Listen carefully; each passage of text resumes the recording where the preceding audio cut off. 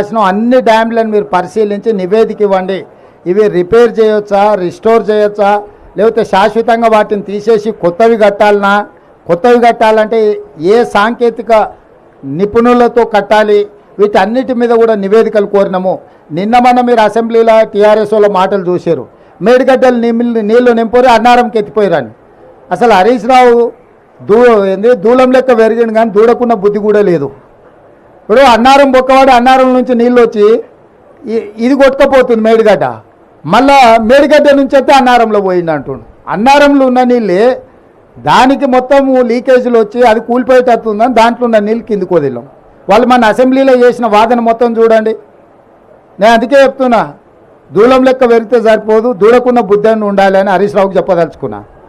ఈ మేడిగడ్డ కూలింది అని మేడిగడ్డల నీళ్లు తీసేసినాం. ఇప్పుడు అన్నారం కూలేటట్టుందని అన్నారంలో ఉన్న నీళ్ళు తొలగిస్తే మళ్ళీ మేడిగడ్డ లాపంటే ఎత్తి అన్నారంలో పోయాలంట. అసలు ఏమన్నా మెదడు ఉండే ఆలోచన? అందుకే వాళ్ళు ఏందనంటే చేసిన తప్పులను కప్పిపుచ్చుకోవడానికి ఎదురుదాడే ఒక మంచి విధానం అన్నట్టుగా వాళ్ళు ఒక ఆలోచన చేస్తున్నారు. కాబట్టి ఇప్పుడు స్పష్టంగా నిపుణుల నివేదికలు వచ్చిన తర్వాత మీరు చెప్తున్న ప్రతి అంశాన్ని పరిగణలోకి తీసుకుంటాం. ఏదేమైనా మహారాష్ట్ర ప్రభుత్వాన్ని ఒప్పించి తుమ్మిడిహెట్టి దగ్గర పాత ఒరిజినల్గా ఏదైతే డిజైన్ చేసినామో ఆ రోజు అక్కడ అది నిర్మించడం ద్వారా గ్రావిటీ ద్వారా ఎన్ని ఎకరాలకు నీళ్ళు ఇవ్వగలుగుతాం, వాటిని కూడా మా సాగునీటి నిపుణులు ఈరోజు అంచనాలు వేస్తున్నారు. తప్పకుండా వాటి అన్నిటిని దృష్టిలో పెట్టుకొని చేస్తాము. గోదావరి జలాలను పూర్తి స్థాయిలో ఉత్తర తెలంగాణకే కాదు, అవసరమైతే దక్షిణ తెలంగాణ ప్రాంతానికి కూడా నీళ్ళను వినియోగించుకోవడానికి కార్యాచరణ చేపడతాము.